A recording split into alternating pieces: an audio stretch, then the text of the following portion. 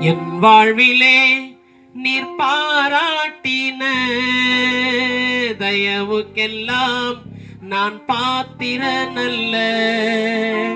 இதுவரையில் நீர் தாங்கினதற்கு எவ்வளவும் நான் தகுதியும் இல்லை. என் வாழ்விலே நீர் பாரா